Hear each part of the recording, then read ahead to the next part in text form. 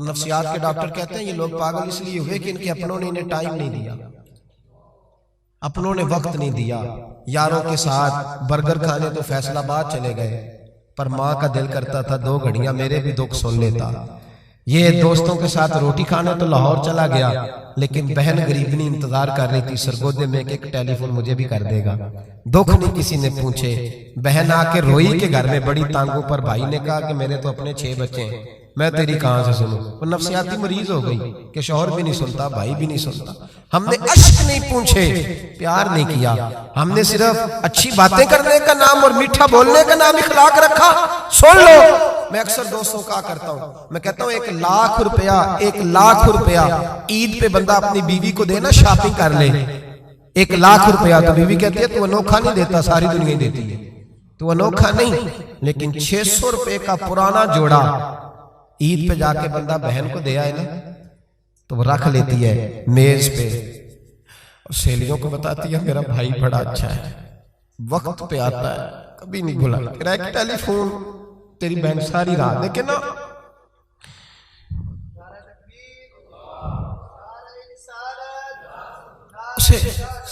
یہ نا معاشرے میں بڑی ساری، حضرت شیمہ تھی نا نبی پاک کی رضائی ہمشیرہ، حضرت حلیمہ کی، تو ان کے سارا قبیلہ گرفتار ہو کے آیا تھا۔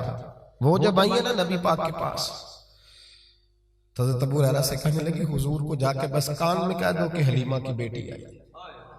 حضرت ابو ہریرہ کہتے ہیں حضور اتنی تیزی سے اٹھے کہ نبی پاک کی چادر بھی منبر پہ رہ گئی۔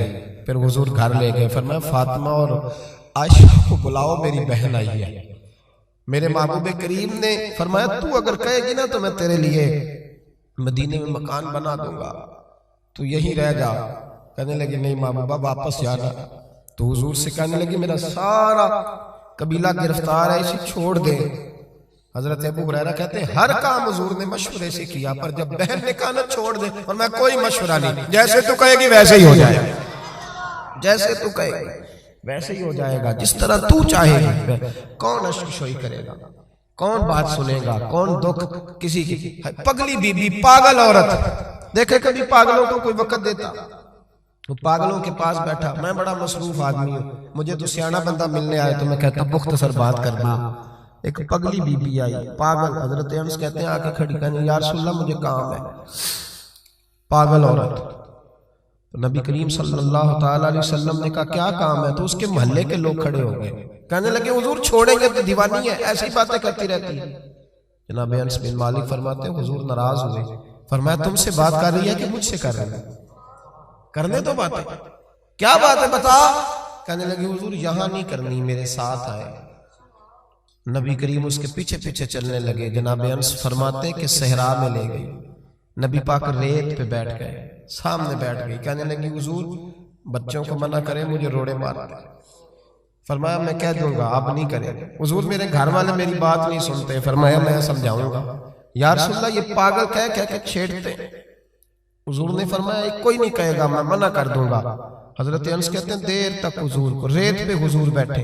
یار یہ بھی سنت ہے میرے نبی، صرف کھانے کے درمیان میٹھا کھانا ہی سنت نہیں میرے بھائی، یہ بھی نبی پاک کی سنت ہے، یہ بھی رسول پاک کا طریقہ ہے۔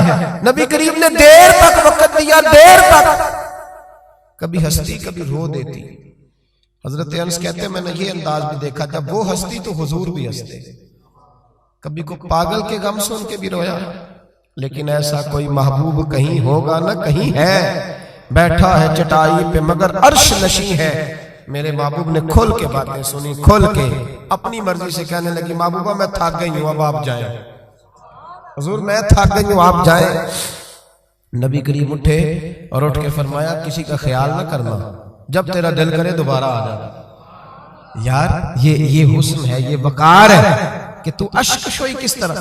میں نہ ابھی انتظار کر رہا ہوں، میں ابھی انتظار کر رہا ہوں کہ ایم این اے آئے گا تو اس غریب کی مدد کرے گا، میں ابھی انتظار کر رہا ہوں کہ ایم پی آئے گا تو اس کی مدد کرے گا، میں ابھی انتظار کر رہا ہوں کہ بہت بڑا سیٹھ آئے گا تو مدد کرے گا۔ جب محلے کا اور گاؤں کا چودھری کسی غریب پہ ظلم کر رہا ہوتا ہے تو میں اپنے بچے کو کہہ رہا ہوتا تو نہ اس لڑائی میں جانا، ہمیں کیا لگے، تو کون پھر اس کا ہاتھ، ظلم پھر ختم کیسے ہوگا؟ پھر کیا طریقہ ہے ظلم ختم کرنے کا؟ جب کوئی ظالم کو ظالم کہنے کوئی تیار نہ ہو، وہ زمانہ جب نبی کریم صلی اللہ تعالی وسلم مکہ شریف میں اعلان نبوت فرمایا تھا تو سارا مکہ مخالف ہو گیا، سارا مکہ۔ ایک وقت عروج کا ہوتا ہے، ایک وقت ایسا ہوتا ہے جب غربت ہوتی ہے، ابتدا ہوتی ہے، اسلام پر غربت کا زمانہ۔ قبیلہ بنو آراش کا ایک شخص مکے آیا، وہ کہتا ہے میں چھوٹا سا تاجر تھا۔ میری باتوں کی سمجھ تو آ رہی ہے نا آپ حضرات؟ جو نہیں بول رہے انہیں بھی آ رہی ہے؟ اللہ تعالیٰ آپ کو جزا دے۔ بس ایک تو بات اور عرض کرنی ہے آپ حضرات۔ حضرت طارق بن عبداللہ رضی اللہ تعالیٰ عنہ اس کے راوی ہیں، فرماتے ہیں وہ بنو آراش کا رہنے والا شخص آیا، وہ کہتا ہے میں چھوٹا سا تاجر تھا، بیوپاری تھا، میں گاؤں سے جانور اونٹ گھوڑے خریدا کرتا، مکے میں لا کے بیچتا، مدینے میں لے جا کے بیچتا، طائف میں ایک دفعہ نا بڑے سرخ رنگ کے خوبصورت 2 اونٹ مکے لایا۔ میں مکے کے لوگوں کو زیادہ نہیں جانتا تھا، منڈی میں جو لوگ آتے جاتے تھے انہیں جانتا تھا، مال بیچ کے چلا جاتا تھا۔ آج میں مکے میں داخل ہوا تو ابو جہل مجھے کہنے لگا یہاں ایک شخص نے دعویٰ نبوت کیا، اس کے قریب نہ جانا۔ میں نے کہا ٹھیک ہے نہیں جاؤں گا۔ میں نے اونٹ دکھائے تو ابو جہل کو پسند آ گئے، سودا ہو گیا، اونٹ خرید لیے۔ وہ شخص کہتا ہے کہ اونٹ خرید کے نہ تو کہنے لگا فلاں محلے کی فلاں گلی کے فلاں کونے میں میرا گھر ہے، کل آ کے پیسے لے جانا۔ کہتے میں اگلے دن پیسے لینے گیا تو کہنے لگا آج نہیں میرے پاس، کل آنا۔ میں اگلے دن پھر گیا، پیسے، کہنے لگا نہیں کل آنا۔ ہوٹل ہوتے نہیں تھے، مکے میں میرا رشتہ دار کوئی نہیں تھا، میں فٹ پاتھ پہ سوتا، جو چند کھجوریں اور سرکہ میرے پاس تھا وہ پہلے دن ہی ختم ہو گیا۔ انویسٹمنٹ بھی ساری وہیں لگی ہوئی تھی، گھر میں بچے بچیاں انتظار کر رہے تھے، میں بڑا مجبور ہوا، تھک گیا۔ تیسرے دن میں گیا تو میں نے کہا پیسے، کہنے لگا کل آنا۔ میں نے ذرا دبا کے بات کی، میں نے کہا یار میری کوئی پھپھو تو رہتی نہیں مکہ مکرمہ میں، غریب آدمی ہوں، میرے پیسے دے میں جاؤں۔ جب دبا کے بات کی تو کہنے لگا جا دوڑ جا، جہاں سے ملتے ہیں لے لے، بھاگ جا۔ یہ تاجر جب ڈوبتے ہیں نا تو معاذ اللہ تعالیٰ کچھ تو ایسے ہوتے ہیں جو خودکشی کر کے مر جاتے ہیں، اس لیے کہ بڑے لوگ ان کے ساتھ وابستہ ہوتے ہیں۔ جب کسی کی اصل راز ہی ڈوب جائے، کہتے ہیں میں کانپنے لگا۔ میں نے پوچھا لوگوں سے کہ تمہارے چودھری سردار بڑے کہاں بیٹھتے ہیں؟ تو کہا وہ جو حرم مکہ کے ساتھ ٹولیاں بنا کے بیٹھے ہیں نا وہ سارے ہمارے سردار ہی ہیں۔ کہتے ہیں میں وہاں گیا، ابو سفیان تھے، ابو لہب تھا، عتبہ، طیبہ، شیبہ، ابو المختری، اخنس بن شریح، سب بیٹھے۔ میں نے جا کے کہا یارو میں بنو آراش کا رہنے والا ہوں، چھوٹا سا تاجر ہوں، 2 اونٹ یہاں لا کے بیچ بیٹھا ہوں تو ایک شخص نے خریدے ہیں، وہ پیسے نہیں دیتا۔ کہتے ہیں عتبہ بولا یا ابو سفیان بولا کون ہے جو تیرے پیسے کھا گیا؟ طاقت ہے کسی کی نام لے؟ تو کہتے ہیں میں نے کہا اس کا نام ابو جہل ہے۔ جب میں نے یہ کہا نا تو کہنے لگے اوہو وہ تو پیسے نہیں ملتے تیرے، تو بڑا گنڈا ہے، تو بہت بڑے بدماش کے پاس ہونا چاہیے، وہ تو نہیں پیسے ملنے لگے، کبھی نہیں ملتے۔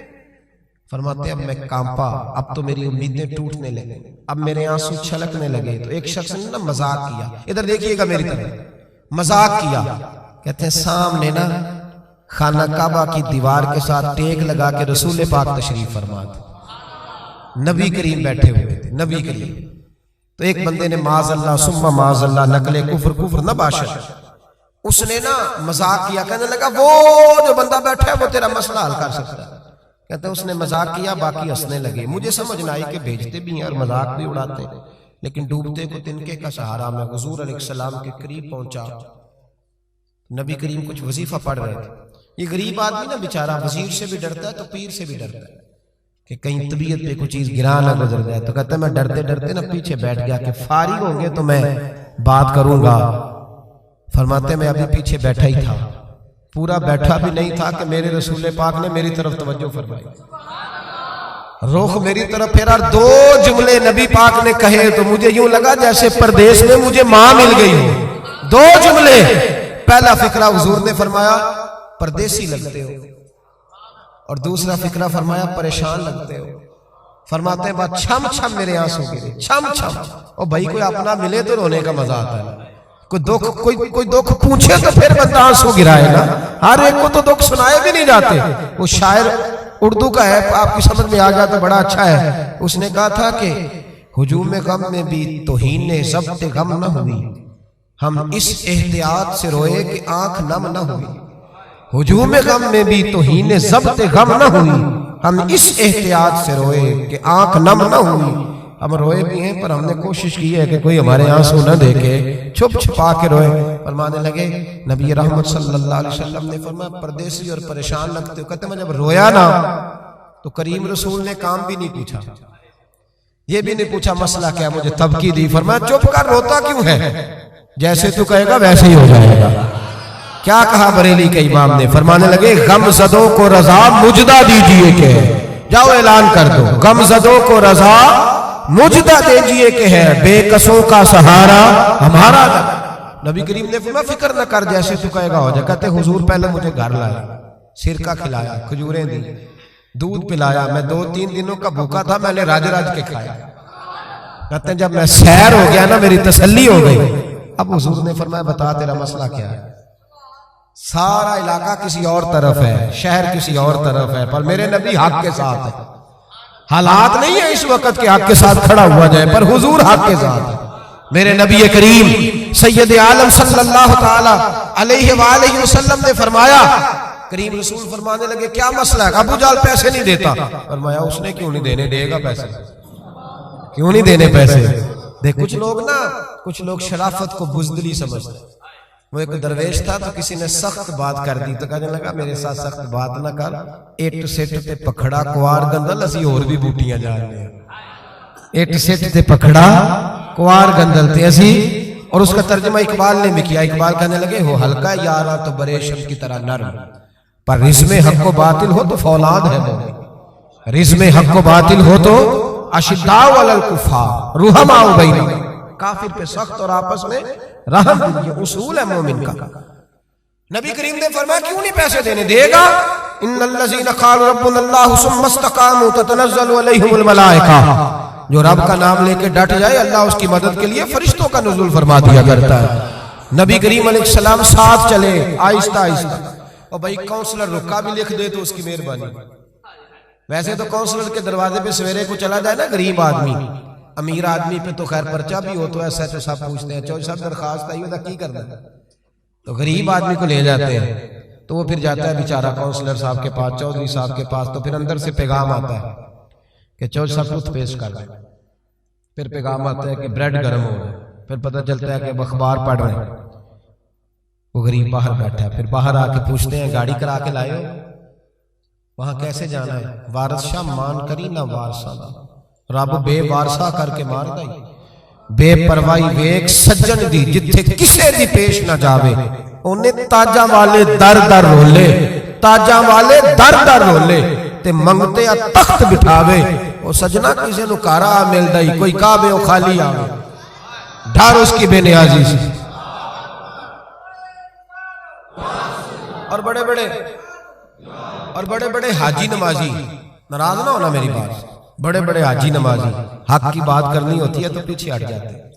ایک بابا بلے شاہ صاحب کی بات نہ کرتے ہیں درمیان میں، بابا صاحب نے بڑا شکوہ کیا، کہنے لگے حج بھی کیتی جاندے ہو تے لو بھی پیتی جاندے ہو، حج بھی کیتی جاندے ہو تے لو بھی پیتی جاندے ہو، کھو کے مال یتیماں دا تے بھیج مسیتی جاندے ہو، پھٹ دلاں دے سیندے نہیں تے ٹوپیاں سیتی جاندے ہو، نفس تے چھری پھیر دے نہیں تے دمبے کیتی جاندے ہو، فرض پلائی بیٹھے ہو تے نفلہ نیتی جاندے ہو، او دسو تے صحیح بلے شاہ نو ایک ہی کیتی جاندے ہو، او کچھ دسو تے صحیح بلے شاہ نو ایک ہی کیتی۔ نبی کریم صلی اللہ علیہ وسلم نے فرمایا دینے کیوں نہیں، ہم حق کے ساتھ۔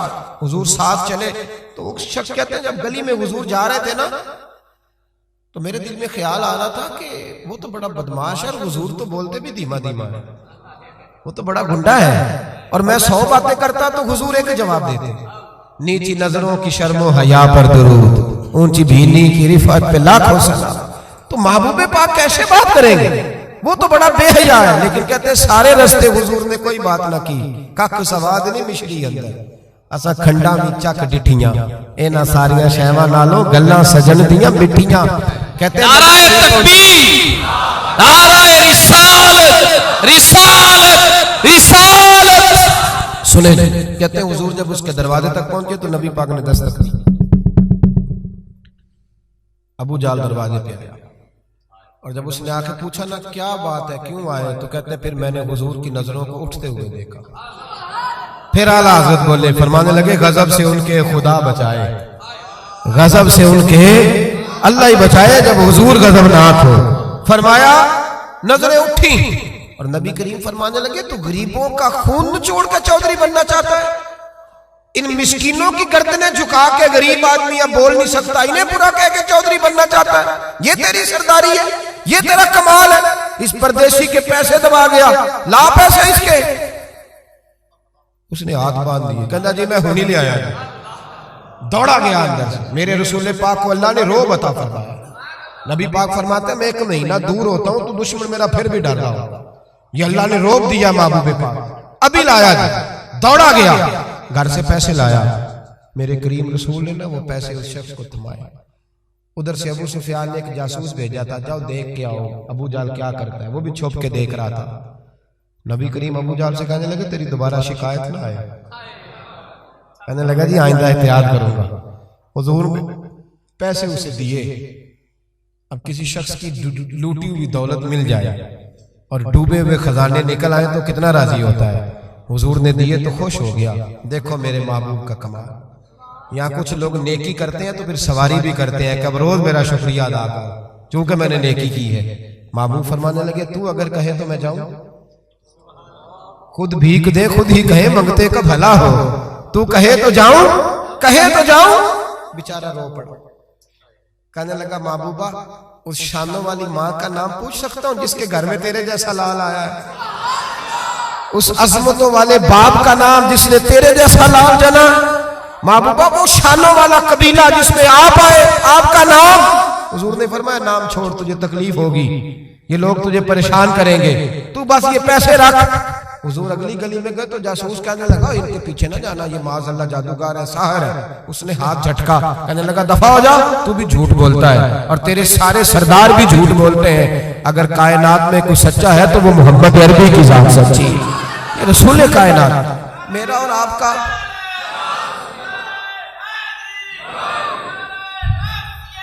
سنیں،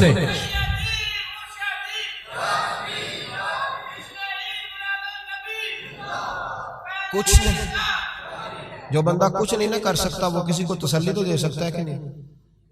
اتنا تو ہو سکتا ہے نا۔ قرآن مجید نے کہا یا ایھا النبی انا ارسلناک شاہدا ومبشرا ونذیرا، میرے رسول پاک نا خوشخبریاں سنانے آئے، ڈر سنانے آئے۔ تھوڑا تھوڑا نا ایک دوسرے کا ہاتھ پکڑنا شروع کریں، چھوڑ دیں انتظار کرنا۔ مجھے بڑا اچھا لگا یہ لبیک فاؤنڈیشن جو ان دوستوں نے بنائی۔ دیکھو خیر کا کام کوئی بھی کرے نا، میری ایک طبیعت ہے، میں کہتا ہوں کہ میں یہاں آپ کے یہاں بیان کر رہا ہوں تو فیصل آباد میں جو بندہ اس وقت تقریر کر رہا ہے نا، مجھے اس کی تعریف کرنی چاہیے، اس لیے کہ میں یہیں کر سکتا ہوں اس وقت، وہاں جا کے نہیں کر سکتا۔ جو لاہور میں کر رہا ہے مجھے اس کو سپورٹ ہے۔ ہم پتہ کیا کرتے ہیں کہ خیر بس وہی ہے جو میرے پاس ہے، دائیں بائیں کچھ بھی نہیں۔ خدا مجھے ایسی خدائی نہ دے کہ اپنے سوا کچھ دکھائی نہ دے، ایسا نہ کرو۔ جتنا بھی جہاں بھی جو بھی اچھا کام کر رہا ہے اس کو سپورٹ کریں، اس سے نا ایک یونٹی پیدا ہوگی، ایک خوبصورتی آئے گی۔ تھوڑا تھوڑا پیار کرنا سیکھیں۔ ہم پتہ کیا کرتے ہیں، جب بھی اینک لگاتے ہیں تو ڈھونڈتے ہیں کہ کوتاہی کہاں پڑی ہوئی ہے، وہ کوئی کوتاہی مل جائے تو اس کو ڈسکس کریں۔ اچھے لوگ یہ کام نہیں کرتے، اچھے لوگ کوتاہی نظر آئے تو آنکھ بند کر لیتے ہیں، خوبی نظر آئے تو دنیا کو بتاتے ہیں۔ یہاں علماء بیٹھے ہیں، آپ پوچھ لیجئے گا، شریعت کا مسئلہ ہے کہ جب کسی کو غسل دو نا، اگر کوئی اچھی چیز نظر آئے تو لوگوں کو بتاؤ، حکم ہے۔ پتہ ہے آپ کو چہرہ جی کھل گیا تھا، میں نے دیکھا روشنی پھیل، یہ بتاؤ۔ لیکن اگر کوئی بری شے نظر آئے، کف لسان، چپ کر۔ حضور نے حکم دیا اذکروا محاسن موتاکم، او کما قال صلی اللہ علیہ وسلم، جب تم میں سے کوئی چلا جائے تو اس کی اچھی اچھی باتیں بیان کرو، برائیاں ہوں بھی تو ان سے صرف نہ۔ آج پتہ کیا ہو رہا ہے، ایک بندے میں 99 خوبیاں ہیں، ان کو کوئی نہیں بیان کر رہا، جو ایک خامی ہے نا وہ ہر بندے کو نظر آ رہی ہے۔ تھوڑا تھوڑا پیار کریں۔ اخلاق کا مطلب یہ ہے کہ آپ کس طرح محبت بانٹ سکتے ہیں، کس طرح لوگوں کے ساتھ بھلائی کر سکتے ہیں، کس طرح آپ آگے بڑھ سکتے ہیں۔ دعا کرتا ہوں اللہ تعالیٰ کی بارگاہ میں جو میں کہہ سکا اللہ اسے قبول فرمائے۔